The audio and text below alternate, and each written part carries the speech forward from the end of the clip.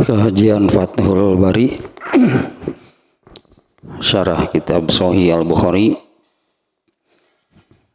Kitabul Azan. Sekarang ini rangkaian bab kaifiyat sholat. Ternyata ini yang amat sangat penting. Bab sekarang juga menunjukkan demikian nih ya. Di bab sebelumnya, bab yang kemarin ya, bab 119,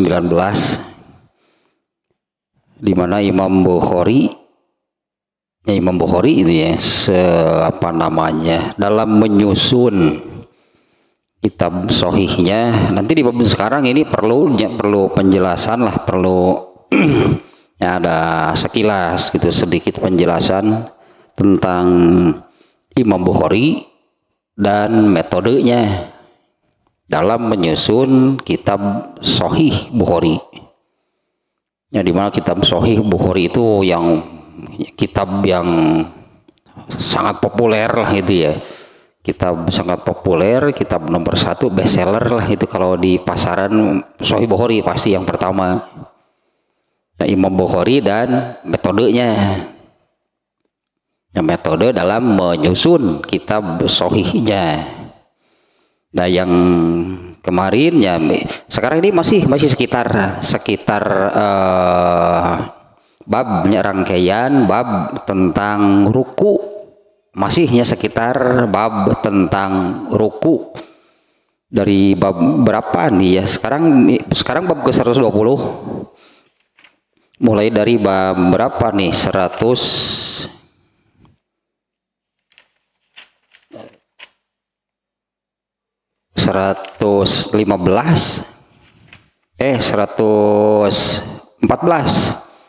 mulai dari bab 114 nya, 115 berarti sekarang 120 masih sekitar ruku. Nah, karena ininya ruku dan sujud, sebetulnya ruku dan sujud, nah itu dua posisi di dalam sholat yang di beberapa hadis ya, oleh Rasulullah SAW disebut secara khusus ya, dari sebuah posisi sholat ini ruku dan sujud. Nah, nanti juga akan kita baca hadisnya ya, sedemikian pentingnya nih posisi ruku dan sujud ini di dalam sholat. Nah, karena kemarin juga sudah disampaikan untuk mengulang sedikit. Ruku itu artinya membungkuknya, kalau sujud ya sujudlah posisi sujudnya. Nah, ruku itu kan menunjukkan membungkuk itu, ruku membungkuk itu merendah diri di hadapan Allah. Jadi merendah diri kepada Allah. Sujud apalagi. Nah, maka dalam dua posisi ini nih ya, benar-benar dituntut sempurna. Posisi ruku dan sujud wajib sempurna. Itu di bab yang kemarin ya, di mana bab yang kemarin babnya izalam yutimar ruku, bab nih apabila tidak menyempurnakan ruku. Nah, makanya posisi ruku ya wajib sempurna. Nah, di bab kemarin itu Imam Bukhari dengan judul demikian ya, bab jika tidak menyempurnakan ruku. Nah, Imam Bukhari sengaja tidak melanjutkan kalimatnya. Nah, apabila tidak menyempurnakan ruku, nah, judulnya hanya sampai di sananya. Makanya, nah tidak disebut makanya. Nah, ternyata di dalam hadisnya yang kemarin itu ya, Hudzaifah melihat seseorang yang seperti yang disebutkan di dalam judulnya oleh Imam Al-Bukhari, tidak menyempurnakan rukunya. Hudzaifah di sahabat Rasulullah SAW, dia melihat seseorang yang tidak menyempurnakan ruku dan sujudnya. Dua nih yang disebut nih. Hudzaifah melihat seseorang yang tidak menyempurnakan ruku dan sujudnya.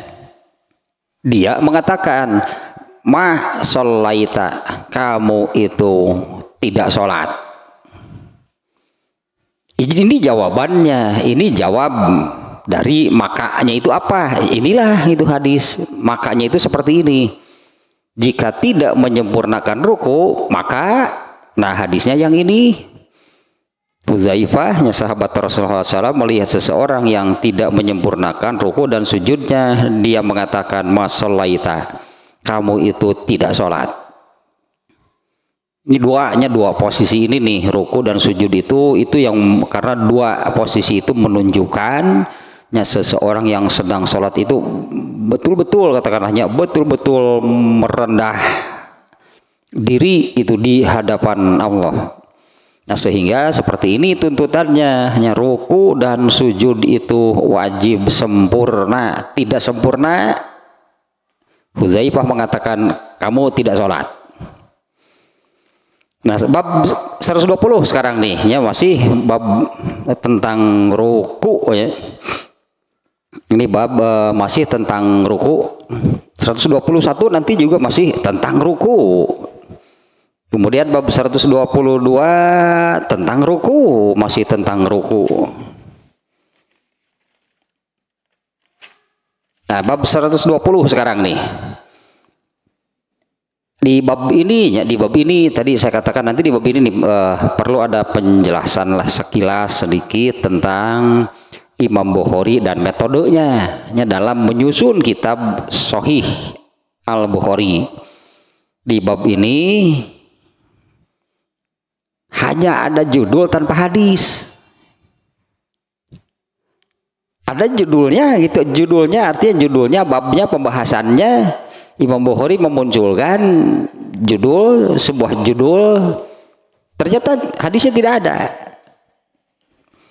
Nah, babnya adalah babustiwa izzohri firruku, bab meluruskan tulang punggung pada waktu ruku.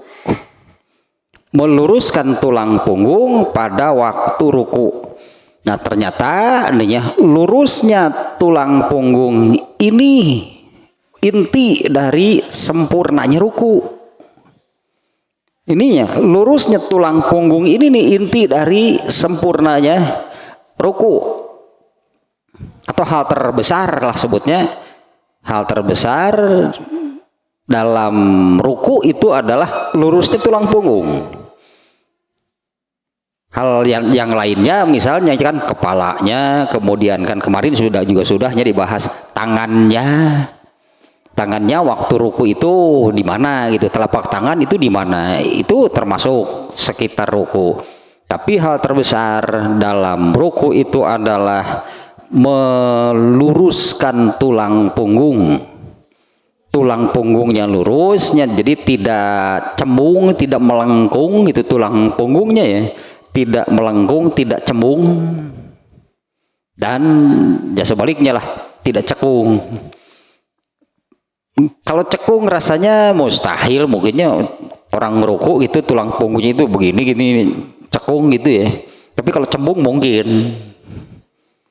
Ya, tidak lurusnya ini nih bab khusus tentang bab meluruskan tulang punggung pada waktu ruku.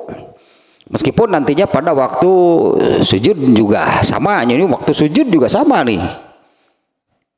Dua posisi ini yang sama lah gitu, sebandingnya sangat ditekankan nih untuk dari semua lah. Dari semua posisi sholat ini dua posisi ini nih, ruku dan sujud. Sama pembahasannya soal tulang punggungnya nih, tulang punggungnya harus lurusnya, waktu ruku harus lurus, waktu sujud juga harus lurus. Nah, di hadis pada bab ini ternyata tidak ada hadisnya. Imam Bukhari tidak memasukkan hadis di dalam bab sekarang. Imam Bukhari hanya memasukkan hadis secara mu'alaq, Nah ini yang mungkin agak bingung juga nya, ada yang tidak tahu itu. Imam Bukhari memasukkan hadis di dalam kitab sohihnya secara mu'alak sebutannya ya. Apa sih maksudnya memasukkan hadis secara mu'alak? Nah yang dimaksud biasanya seperti ini ya, misalnya mau kitab hadis sebutnya, mau kitab hadis manapun, Bukhari misalnya, Muslim, Abu Daud, Ahmad, Hakim, siapapun lah semuanya yang disebut kitab hadis.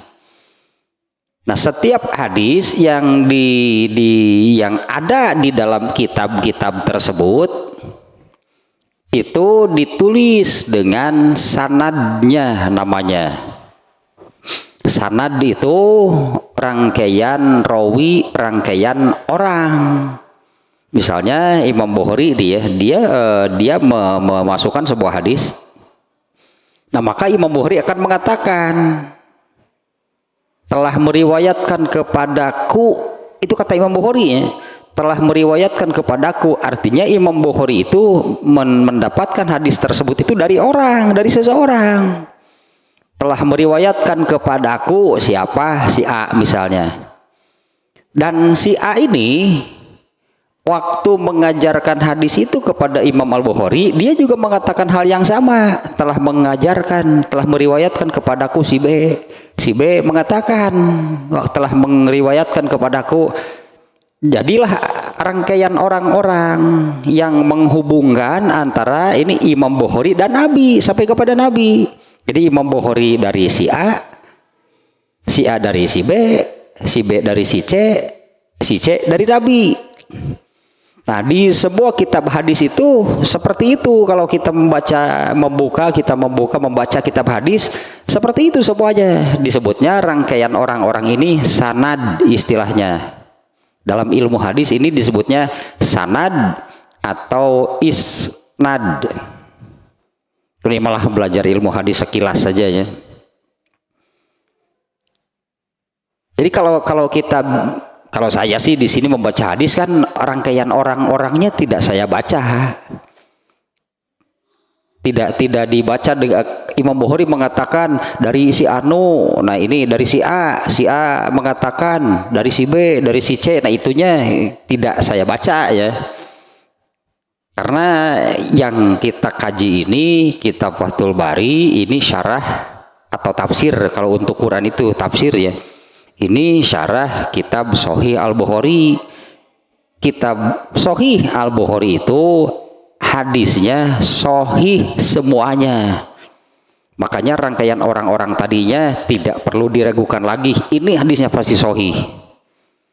Nah sebetulnya demikian. Kalau di kitabnya di sini juga di dalam kitab Fathul Barinya sama disebutkan Imam Bukhari mengatakan dari siapa, dari si A dari si B, dari si C.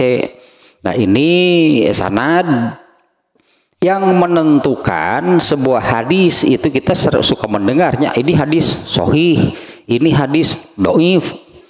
Nah yang menentukan sebuah hadis itu sahih atau dhaif itu ini sanad, ini tergantung sanadnya. Di dalam ilmu hadis itu ada definisinya. Kalau hadis sahih itu definisinya seperti apa? Ada definisinya ya. Hadis sahih adalah gitulahnya. Ini definisi hadis sahih. Nah kalau tidak memenuhi definisi ini maka hadis ini jadi dhaif. Arti dhaif itu lemah. Berarti tidak bisa dijadikan pegangan, sandaran. Misalnya ada satu hadis yang menerangkan tentang suatu amal. Misalnya ada hadis yang menerangkan suatu amal nih. Boleh nggak kita mengamalkan yang diterangkan oleh hadis tersebut? Ternyata hadisnya dhaif. Artinya lemah nih untuk dijadikan pegangan, sandaran, landasan. Berarti tidak boleh. Hadis dhaif itu maknanya bahwa tidak benar bahwa Nabi itu seperti yang diterangkan di hadis itu. Itunya hadis dhaif itu yang menunjukkan bahwa tidak benar kalau Nabi itu seperti yang diterangkan di hadis itu. Karena ini hadisnya dhaif. Adapun penyebab doifnya sebuah hadis apa? Beragam lahnya, penyebabnya banyak ya. Tapi intinya yang namanya itu hadisnya doifnya, kalau kita mendengar demikian, itu hadisnya doif, berarti tidak bisa dipakai, tidak bisa dijadikan pegangan, landasan, hujah atau dalil gitulahnya untuk suatu amal. Nah kalau ini hadis riwayat Bukhari semuanya sahih. Nah di bab ini dengan judul Babus Tiwaiz Zohri Firruku, bab meluruskan tulang punggung waktu ruku. Demikian ya judulnya nih, bab meluruskan tulang punggung waktu ruku. Ternyata di bab sekarang ini tidak ada, Imam Bukhari tidak ada hadis yang diriwayatkan yang dimasukkan di bab ini. Yang ada Imam Bukhari itu memuat hadis secara mu'allaq. Nah, sebutan Imam Bukhari memasukkan atau memasukkan hadis secara mu'allaq itu, yaitu Imam Bukhari memasukkan hadis tapi tanpa menyebut sanadnya. Berarti ini hadis bukan riwayat Bukhari. Kalau riwayat Al-Bukhari yaitu yang ketika ada di dalam Sahih Bukhari-nya itu dengan rangkaian sanadnya tadi. Nah itu riwayat Bukhari. Kalau ini bukan. Nah seperti ini nih hadis mu'allaqnya. Berarti ini bukan hadis riwayat Bukhari ini. Dan di dalam bab ini pun hadis tersebut yang dimuat di sini ini tambahan judul. Judul utamanya di bab sekarang ini adalah Babus Tiwaiz Zohri Firruku. Itu kata-kata Imam Bukhari sendiri. Jadi Imam Bukhari-nya yang membuat judul dengan kata-kata demikian, bab meluruskan tulang punggung ketika ruku. Ditambah oleh Imam Al-Bukhari dengan sebuah asar katakanlahnya, yaitu waqala Abu Humaidin fi ashabihi. Abu Humaid berkata tentang sahabat-sahabatnya, roka'an Nabiyyu sallallahu alaihi wasallam summa hasara zohrohu. Ini kata-kata Abu Humaid. Tapi Abu Humaid di sini, ini kata-kata Abu Humaid ini menerangkan Nabi. Tapi ini bukan riwayat Bukhari ini ya. Ini metode Imam Bukhari kayaknya. Ini bukan riwayat Bukhari karena Imam Bukhari memasukkan kata-kata Abu Humaid di sini tanpa sanad. Berarti itu bukan riwayat Bukhari. Abu Humaid mengatakan, roka'an Nabiyyu sallallahu alaihi wasallam, Nabi sallallahu alaihi wasallam ruku. Roka'an Nabiyyu sallallahu alaihi wasallam, Nabi sallallahu alaihi wasallam ruku, summa hasara zohrohu, kemudian beliau meluruskan tulang punggungnya. Oh ternyata ini ada kan? Ternyata ini ada nih yang menerangkan Nabi itu rukunya demikian. Jadi Abu Humaidnya mengatakan, Abu Humaid itu sahabat nih ya. Abu Humaid ini sahabat, salah seorang sahabat nih, dia mengatakan Nabi SAW ruku, kemudian beliau meluruskan tulang punggungnya. Nah, kenapa ini tidak dimasukkan? Kenapa hadis ini tidak disebut riwayat Al-Bukhari? Atau kenapa Imam Al-Bukhari tidak meriwayatkan hadis ini? Sementara kata-kata di hadis ini jelas sekali, Rasulullah SAW ruku, kemudian beliau meluruskan tulang punggungnya. Itu sangat jelas. Nah, kenapa Imam Bukhari tidak memasukkan hadis ini sebagai riwayatnya sendiri? Malah dimasukkan secara mu'allaq, itu hanya dijadikan judul, gitulah ininya. Ini hanya dijadikan judul, bukan hadis riwayat Bukhari, tapi hanya dijadikan judul oleh Imam Al-Bukhari. Lalu hadis riwayat Bukhari-nya pada bab ini mana? Tidak ada. Imam Bukhari tidak memasukkan satu hadis pun di sini. Ya inilah metode Imam Bukhari dalam menyusun kitabnya. Ada bab yang seperti ini, judulnya ada, hadisnya nggak ada. Di banyak bahkan nih ya, di banyak tempat babnya tidak ada, hadisnya ada. Hanya bab saja. Bab apa? Imam Bukhari tidak menyebutkan bab apa, pokoknya bab saja. Tanpa keterangan ini bab apa, nggak ada. Nah, mengapa demikian? Ininya sedikit lahnya tentang metodenya Imam Bukhari dalam menyusun kitab Sahihnya. Banyaknya di dalam Sahih Bukhari itu hanya bab tanpa judul. Nah, apabila menemukan yang demikian di dalam kitab Sahih Bukhari itu ada bab tanpa judul, artinya ini bab apa sih? Nah, Imam Bukhari tidak menyebutkan bab apa, hanya bab saja. Nah, maksudnya apabila menemukan yang demikian bab tanpa judul, maksud Imam Al-Bukhari itu bab ini masih bagian dari bab sebelumnya.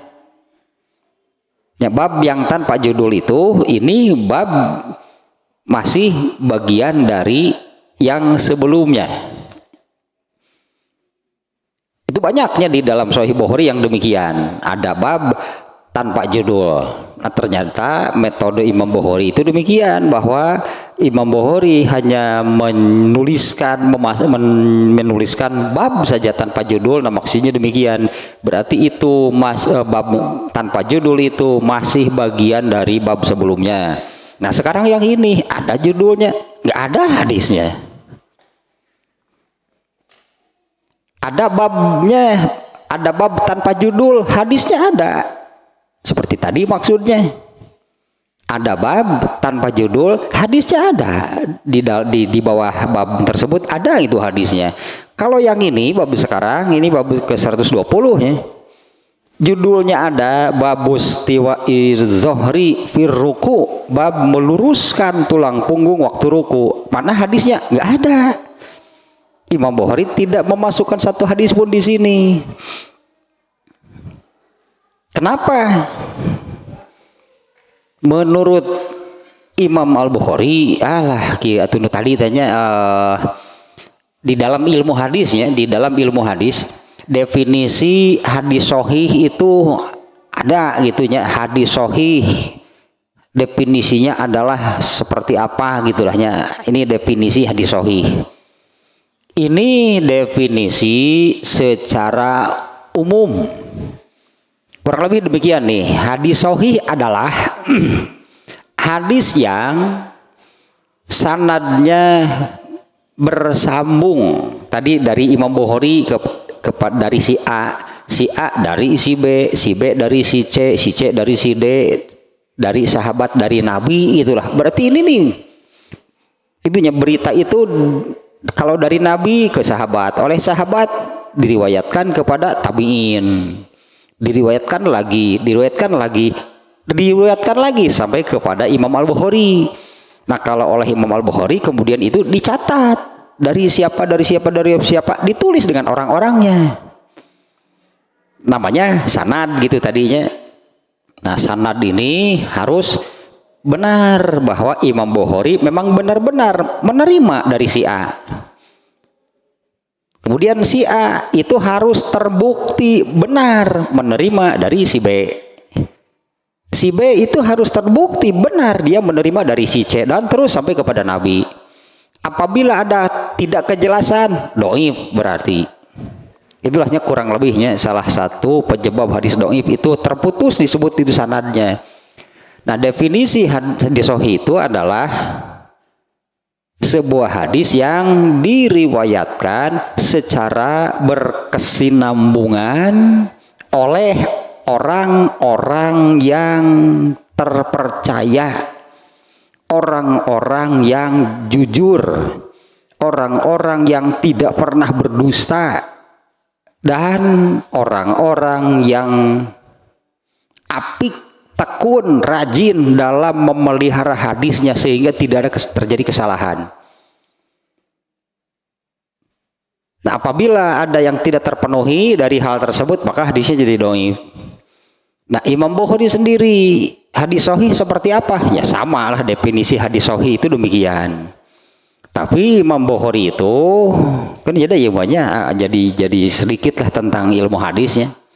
Tapi Imam Bukhari itu selain mengikutinya definisi secara umum hadis sahih yang demikian barusan, nah kalau Imam Bukhari beliau menetapkan syarat yang sangat ketat untuk orang-orang yang tadi si A, si B, si C, si D.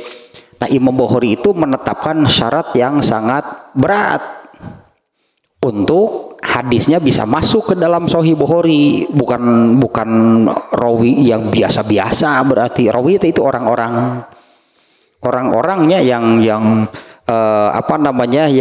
hadisnya dimasukkan ke dalam Sahih Bukhari itu memenuhi syarat yang sangat ketat, yang sangat berat. Nah, hadis Abu Humaid ini, tadinya Abu Humaid mengatakan Rasulullah SAW itu ruku, kemudian beliau meluruskan tulang punggungnya. Ini hadisnya sahih enggak? Ini kalau menurut definisi umum hadis sahih, ini hadisnya sahih. Tapi itu tidak cukup memenuhi syarat untuk masuk ke dalam kitab Sahih Bukhari. Karena Imam Bukhari itu untuk satu hadis bisa masuk ke dalam kitab sahihnya ini, itu menetapkan syarat yang sangat ketat, yang sangat berat.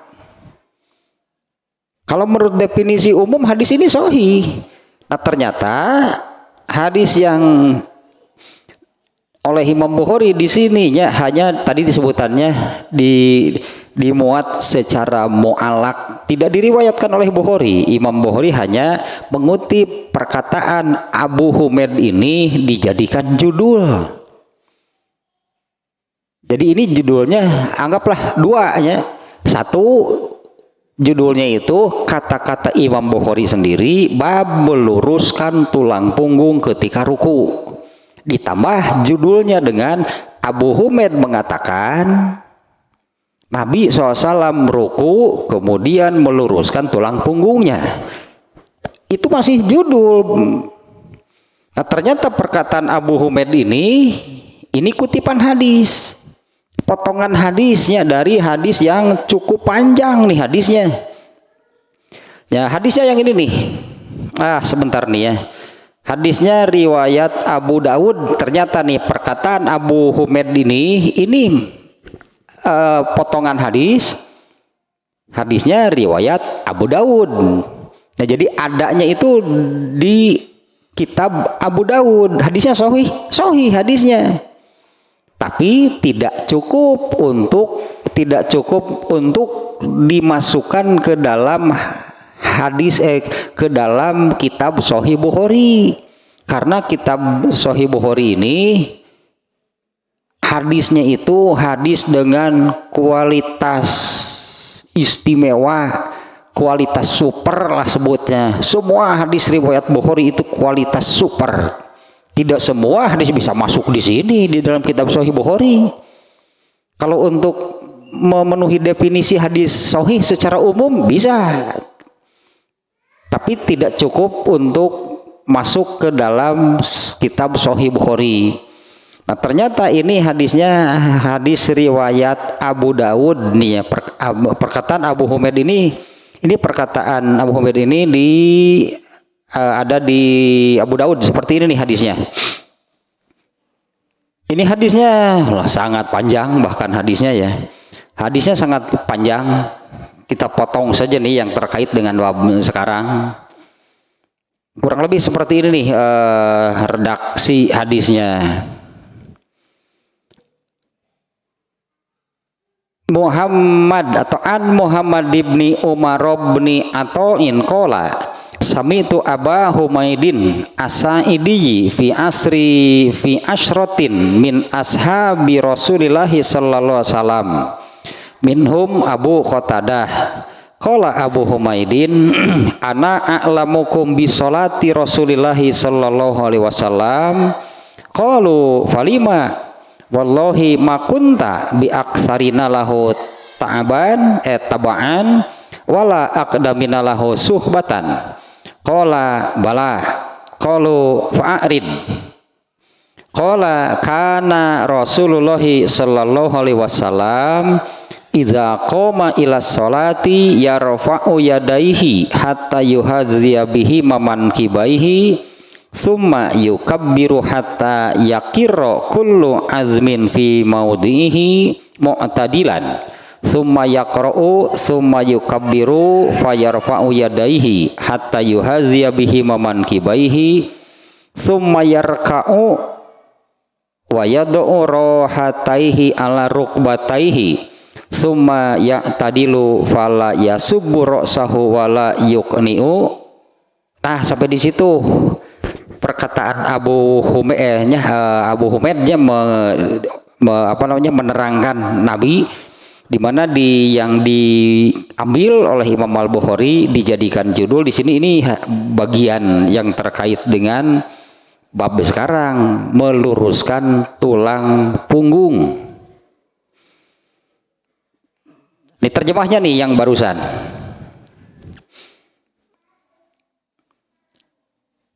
Muhammad bin Umar bin Ato dia berkata, aku mendengar Abu Humaid, ininya Abu Humaid namanya nih yang dimuat oleh Imam Al-Bukhari.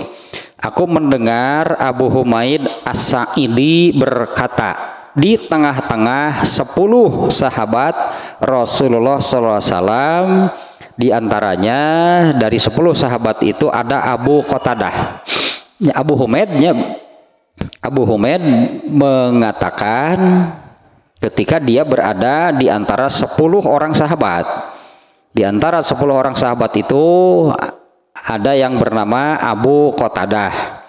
Nah, Abu Humaid mengatakan, aku lebih mengetahui salat Rasulullah sallallahu alaihi wasallam. Atau boleh dikatakan akulah orang yang paling tahu tentang sholat Rasulullah Sallallahu Alaihi Wasallam. Nah, para sahabatnya yang ada 10 orang tadi, yang lain mereka berkata, mengapa bisa demikian? Demi Allah, kamu bukanlah orang yang sering menyertai Rasulullah SAW dan bukan pula orang yang paling dulu, yang paling awal menjadi sahabat daripada kami. Dia mengatakan, Abu Humaid mengatakan, ya memang benar. Kemudian mereka 10 orang sahabat yang tadinya mengatakan, kalau begitu coba terangkan salat Rasulullah seperti apa. Nah, kemudian Abu Humaid mengatakan, menerangkannya, Rasulullah SAW itu apabila memulai salat, beliau mengangkat kedua tangannya hingga sejajar dengan kedua bahunya. Kemudian beliau bertakbir sehingga semua tulang beliau kembali pada tempat semula dengan lurus. Lalu beliau takbir sambil mengangkat kedua tangan hingga sejajar kedua bahu, kemudian ruku. Dengan meletakkan, nah ini bagian rukunya nih yang sekarang ini. Kemudian beliau ruku meletakkan kedua telapak tangan di atas lutut. Kemudian meluruskan tulang punggungnya. Nah, ini nih penjelasan Abu Humaid mengatakan yang dikutip oleh Imam Bukhari bagian itunya saja. Roka'an Nabi sallallahu alaihi wasallam summa hasara zohrohu. Nabi SAW ruku, kemudian beliau meluruskan tulang punggungnya. Dan beliau tidak menundukkan kepalanya dan juga tidak menengadah. Maksudnya tulang punggungnya lurus, kepalanya juga lurus. Jadi tulang punggungnya lurus, nah kemudian kepalanya tidak menunduk, juga tidak menengadah. Berarti kepalanya juga diluruskan dengan tulang punggungnya. Nah ini hadisnya nih ya yang yang diambil, dikutip itunya potongannya oleh Imam Al-Bukhari lalu dijadikan judul di bab yang sekarang. Nah, kenapa di bab ini hanya ada judul kemudian potongan hadis yang ternyata itu riwayat Abu Daud? Artinya Imam Bukhari tidak meriwayatkan tentang Abu Humaid ini, enggak, Imam Bukhari tidak meriwayatkan hadis ini. Imam Bukhari hanya mengambil potongan hadis tersebut, ternyata hadisnya itu riwayat Abu Daud. Nah, mengapa Imam Bukhari tidak memasukkan satu hadis pun di dalam bab sekarang? Inilah metode Imam Bukhari dalam menyusun kitab sahihnya. Menurut Imam Al-Bukhari, hadis Abu Humaid riwayat Abu Daud tadi itu memenuhi definisi umum tentang hadis sahih. Ya artinya kalau Imam Bukhari ditanya, ini kalau Imam Bukhari-nya ditanya, apakah hadis yang menerangkan Abu Humaid menjelaskan tentang yang tadilah gitunya, Abu Humaid menjelaskan tentang sholat Nabi. Kalau Imam Bukhari ditanya, itu hadis sahih enggak? Ya Imam Bukhari akan mengatakan sahih. Nah itu hadisnya sahih enggak? Sahih. Kenapa tidak dimuat di kitabnya? Imam Bukhari itu menetapkan syarat sahih atau syarat untuk hadis bisa masuk ke dalam kitab sahihnya ini. Imam Bukhari menetapkan syarat kurang lebih harus kualitas super sahihnya. Sementara hadis riwayat Abu Humaid tadi, kalau untuk memenuhi definisi hadis sahih secara umum, ya Imam Bukhari juga mengatakan hadis itu sahih, tapi tidak memenuhi syarat untuk bisa masuk di dalam kitab sahihnya ini. Maka hanya dikutiplah sedikit.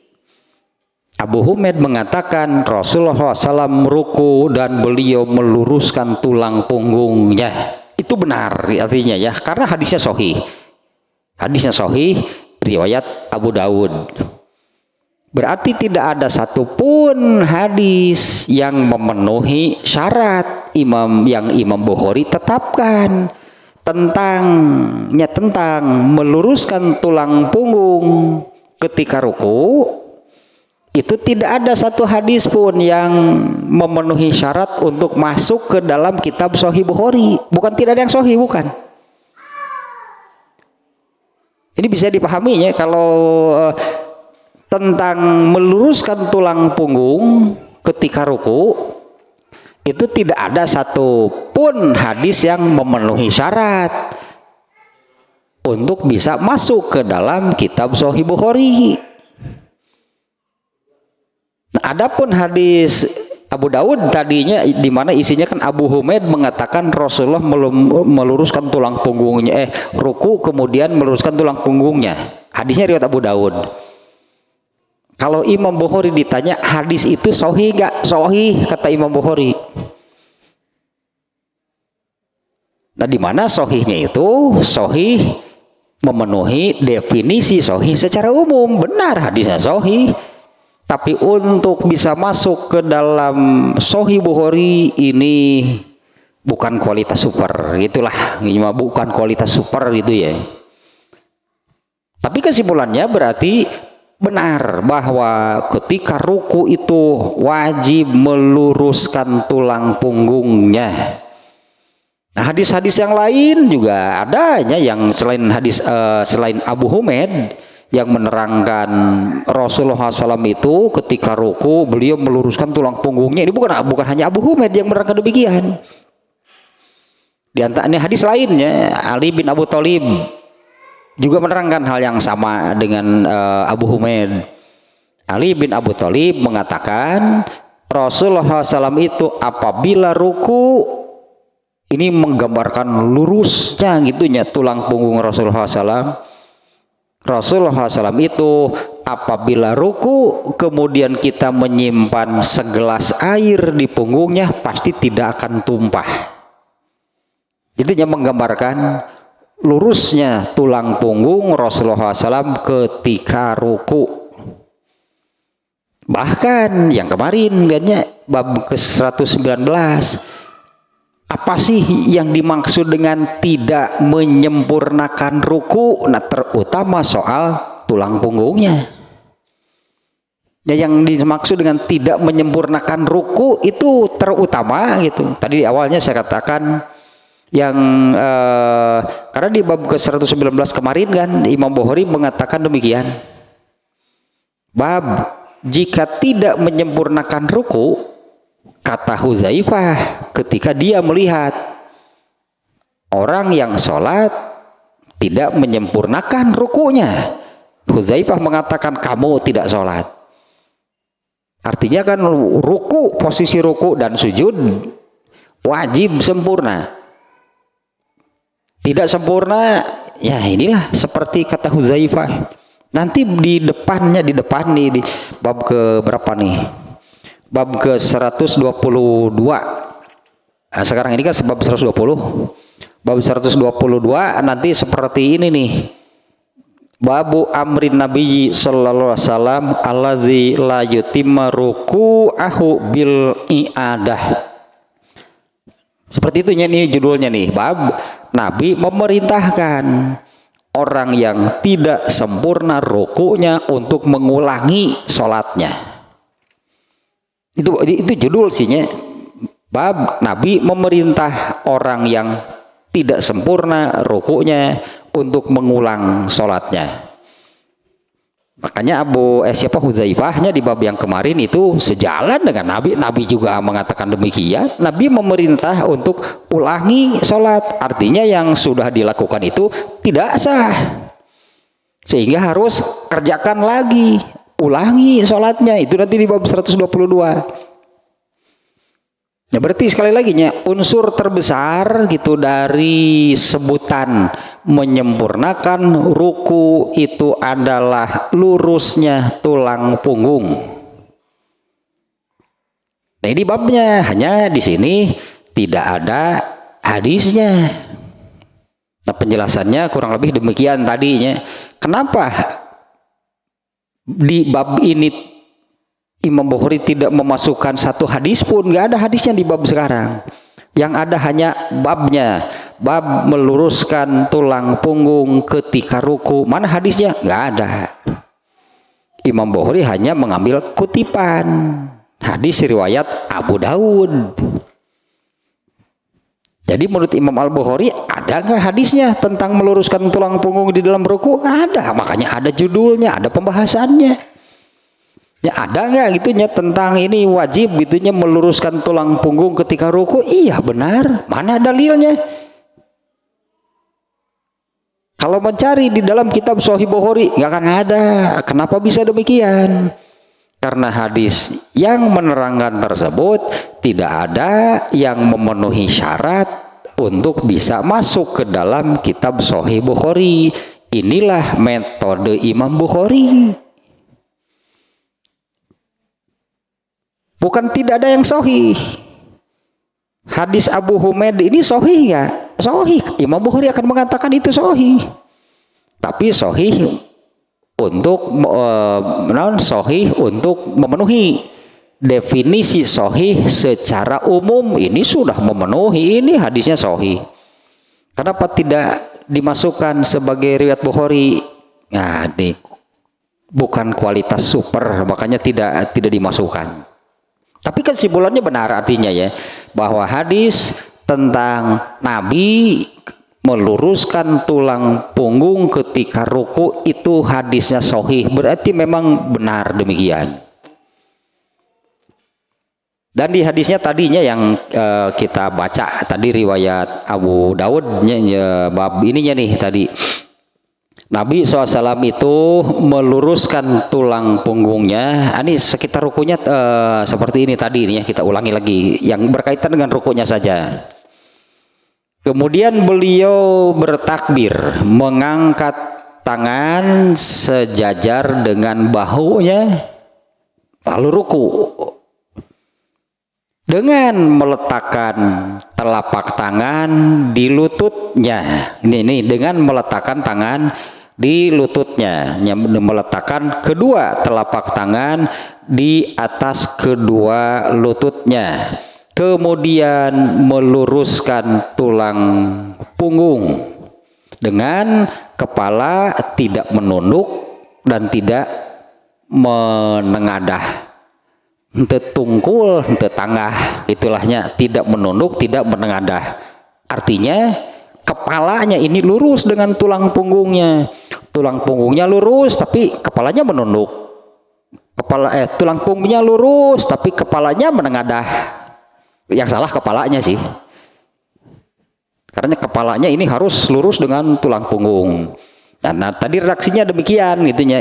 Abu Humaid nih mengatakan, beliau takbir, mengangkat tangan sejajar dengan kedua bahunya, kemudian ruku dengan meletakkan kedua telapak tangan pada lututnya.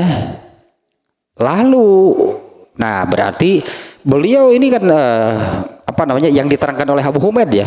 Setelah selesai membaca, anggaplah beliau takbir sambil mengangkat kedua tangan sejajar dengan, bukan bahu sih sebetulnya, ini sebutnya teh sendi.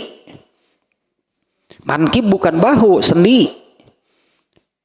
Rasulullah SAW mengangkat kedua tangannya hingga kedua tangannya ini berhadapan dengan ini sendinya nih. Mengangkat tangan hingga di kedua telapak tangannya ini berada di depan gitulah, berada di depan sendinya. Ini sendinya nih, bukan bahu. Kalau bahu kan ini sendinya. Mankib itu bukan bahu tapi sendi. Jadi si telapak tangannya ini diangkat hingga berhadapan itu di sini dengan sendi. Kemudian ruku dengan meletakkan telapak tangan ini di lututnya. Nah, setelah tangan berada di lutut, kemudian Rasulullah meluruskan tulang punggungnya. Nah, bagaimana nih berarti begini nih? Bagaimana caranya gitunya supaya tulang punggung itu lurus? Kalau ruku itu kan seperti dari posisi berdirinya, dari qiyam, kemudian menunduk, ruku, tangannya di lutut. Nih telapak tangannya ini di lutut. Nah, supaya lurus tulang punggungnya ditekan, diangkat. Si ini tangannya ini menekan ke lutut, mengangkat bahu.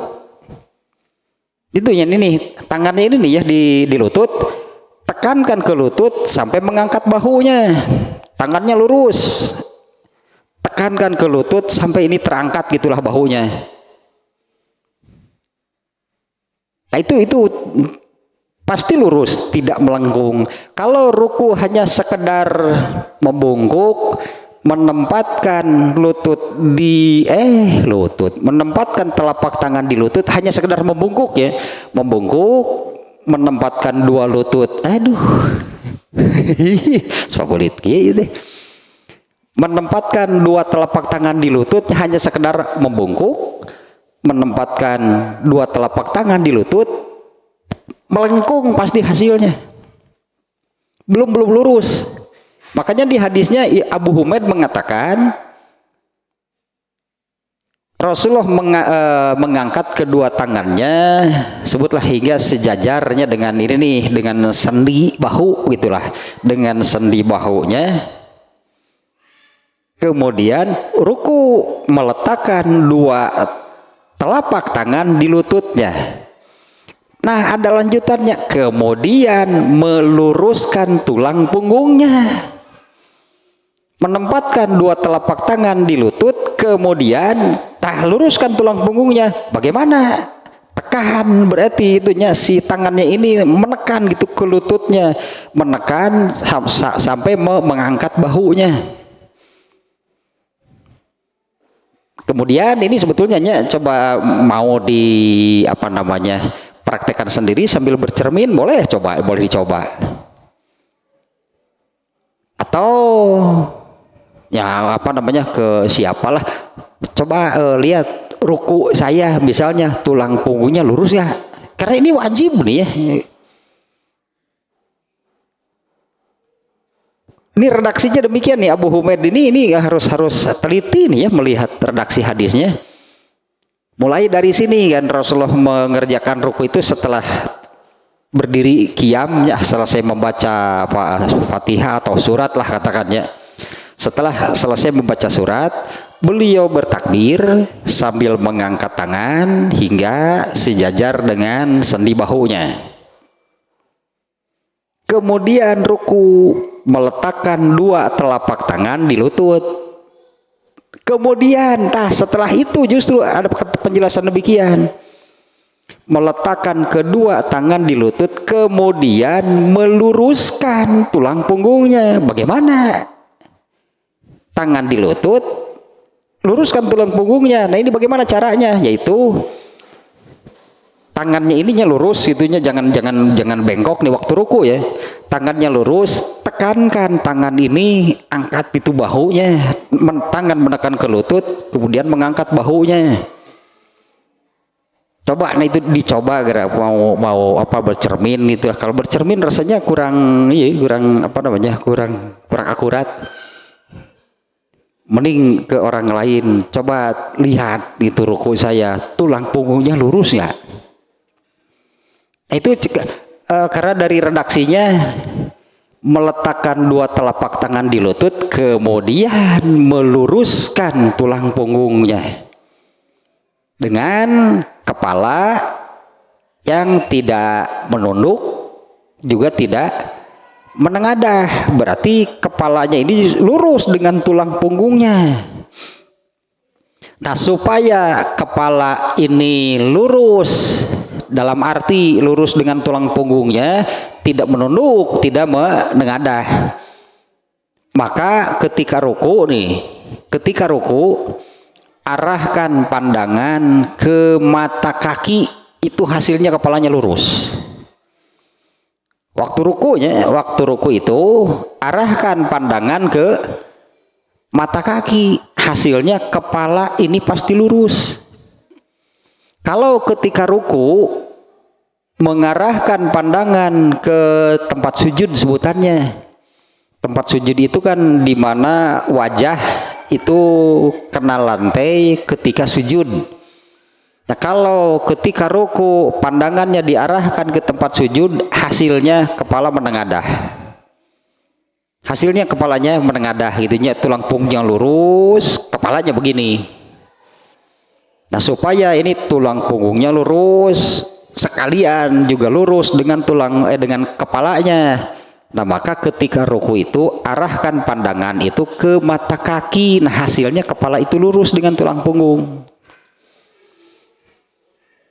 Silahkan boleh dicoba kalau ininya katakanlah sudah meluruskan tulang punggung dengan cara tadinya, telapak tangan di lutut ditekankan hingga bahu terangkat gitulah. Tangan ini ditekankan ke lutut hingga bahu terangkat. Nah, setelah itu tinggal kepalanya, berarti supaya kepalanya ini lurus dengan punggungnya, maka arahkan pandangan ke mata kaki waktu ruku ya. Arahkan pandangannya ke mata kaki. Kalau diarahkan ke tempat sujud, pasti kepalanya menengadah. Yang benar adalah tulang punggungnya lurus dan kepalanya juga lurus.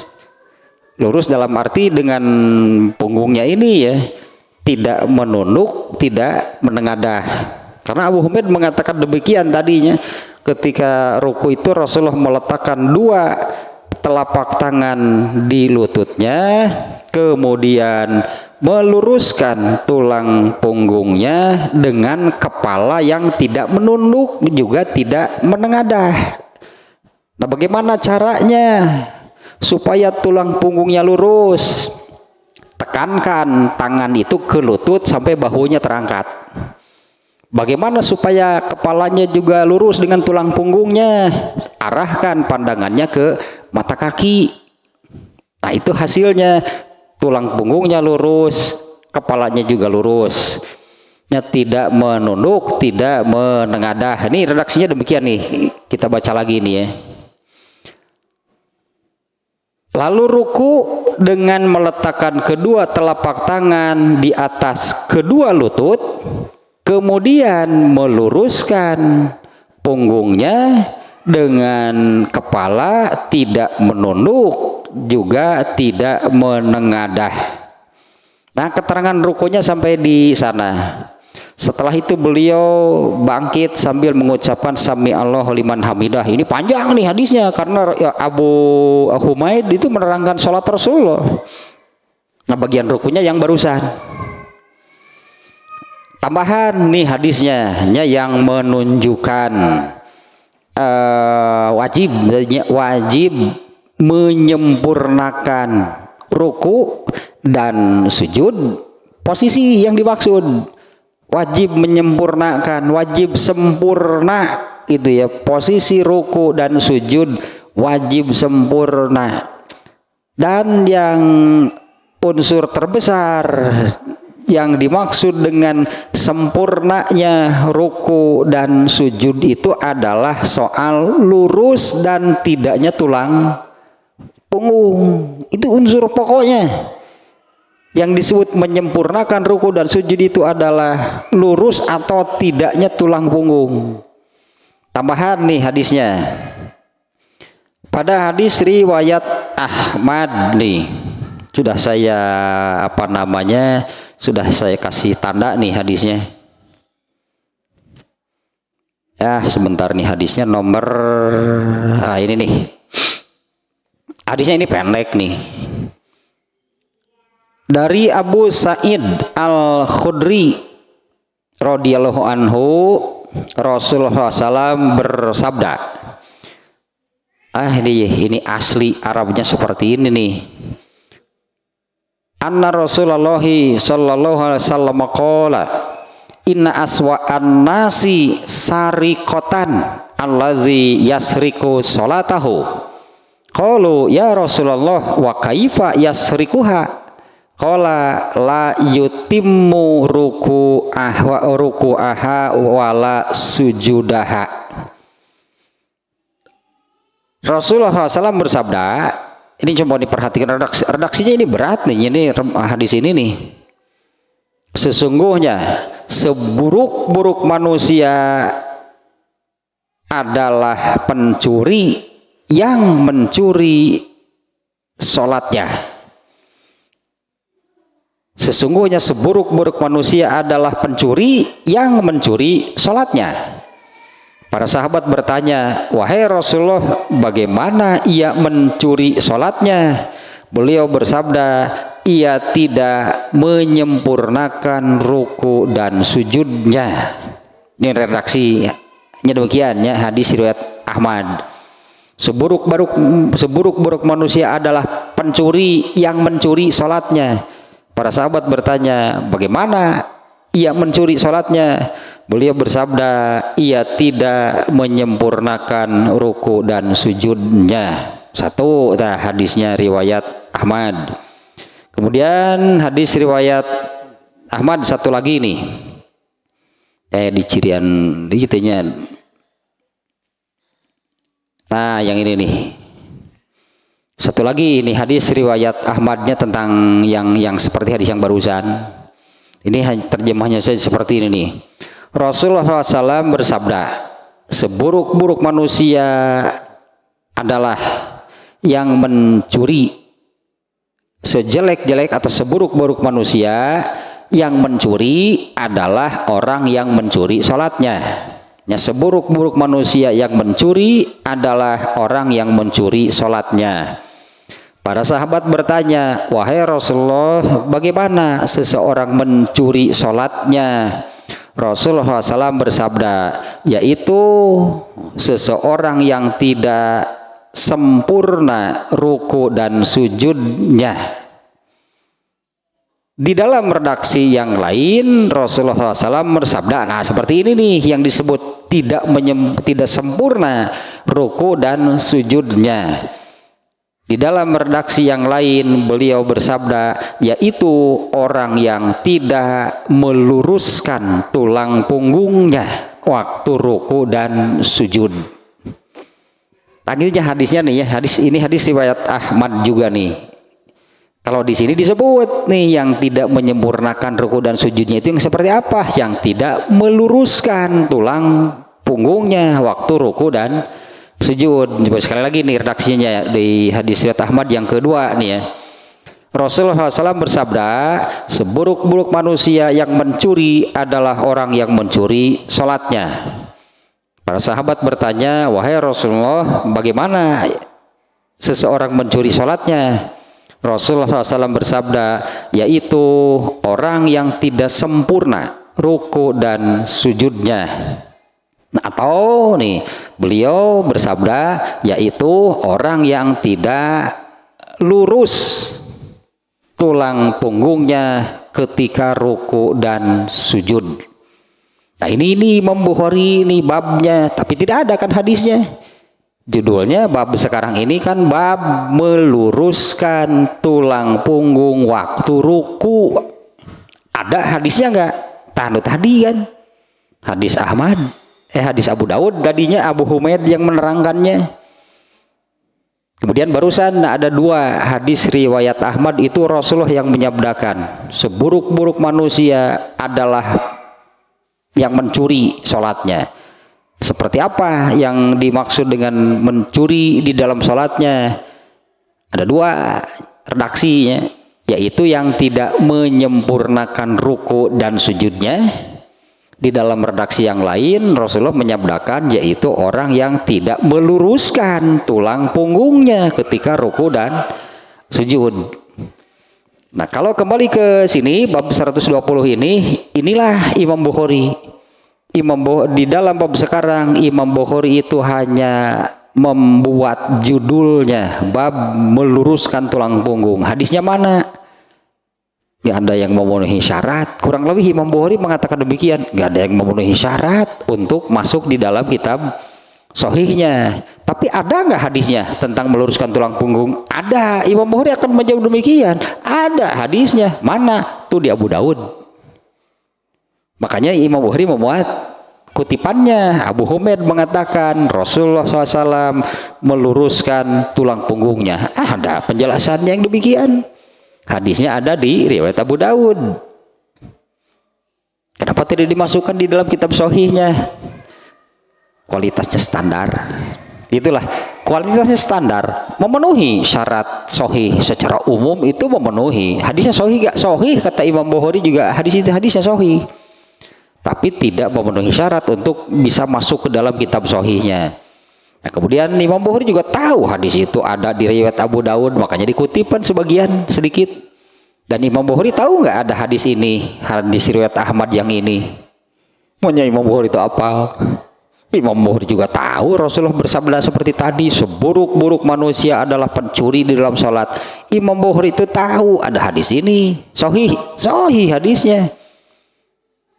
Tapi tidak memenuhi syarat. Makanya bab sekarang hanya ada judulnya, hadisnya.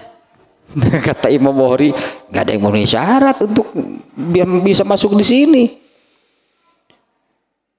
Kalau Abu Daud, Imam Ahmad misalnya ya, mereka tidak menetapkan syarat khusus harus hadis kualitas super, enggak mereka. Bahkan Abu Daud itu di kitab Sunan. Kalau Abu Daud bukan kitab Sahih, sebutannya kitab Sunan Abu Daud. Bahkan di kitab Abu Daud itu hadis dhaif juga ada. Abu Daud tahu nggak hadis itu dhaif? Tahu. Kenapa dimuat? Banyak ngerah apal ya. Cek Abu Daud tanya dhaif. At-Tirmizi juga sama, Abu Daud, At-Tirmizi, An-Nasai, Ibnu Majah nih ya, 4 nih. Di dalam kitab mereka itu ada hadis dhaif. Mereka tahu nggak hadis itu dhaif? Tahu. Karena memang mereka tidak mengkhususkan memasukkan hadis sahih saja, itu enggak demikian.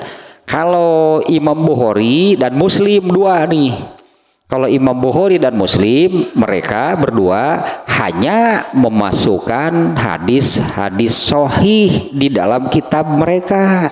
Bahkan Imam Bukhari bukan sekedar sahih, tapi harus dengan kualitas istimewa, kualitas super, baru ada di kitab di dalam Sahih Bukhari. Kalau tidak demikian tidak akan dimuat. Ini mengapa hanya di bab sekarang ini hanya ada judul tanpa ada hadis. Nah, dengan hadis riwayat Abu Dawud tadinya Abu Humaid, yang kalau hadis Abu Humaid itu tadi dikutip nih oleh Imam Bukhari dijadikan judul. Nah, di hadis Ahmad tadi ada dua yang menunjukkan wajib meluruskan tulang punggung. Di mana lurusnya tulang punggung ini unsur terbesar yang disebut dengan menyempurnakan ruku dan sujudnya, soal tulang punggung nih. Nah, kemudian satu lagi nih, berarti ini dua posisi yang di kemarin dan yang tadi di awal ini harus betul-betul nih diperhatikan posisi waktu ruku dan sujud. Ya seperti kata Huzaifah yang tadi, kemudian nanti di bab 122 juga Rasulullah mengatakan, ulangi sholat kamu ini soal ruku dan sujud nih, dua-duanya wajib sempurna, bukan hanya membungkuk. Artinya demikian kan. Kalau hanya membungkuk tadi misalnya dari posisi begini, dari qiyam mau ruku nih, takbir, kemudian ruku asal membungkuk, ya itu justru yang dikoreksi oleh Rasulullah, ulangi salat kamu karena rukunya tidak sempurna. Nah, sempurnanya ruku itu adalah unsur terbesarnya adalah tulang punggungnya halus lurus, seperti tadilah caranya ya. Bagaimana supaya tulang punggungnya lurus? Tempatkan dua telapak tangan ini di lutut, kemudian tekan sampai mengangkat bahunya. Lalu arahkan pandangan ke mata kaki. Nah, itu lurus. Satu lagi nih, yang disebut lurus itu lurus berarti horizontal. Kalau ujung ke ujung nih, punggung itu ujung ke ujungnya bahu dan pinggang. Katakanlah pinggangnya, pinggang dan bahu. Ujung dari punggung itu kan pinggang dan ujung barat, ujung timur. Ujung barat, ujung timur nanti pinggang dan bahu. Berarti ini ketinggiannya harus sejajar.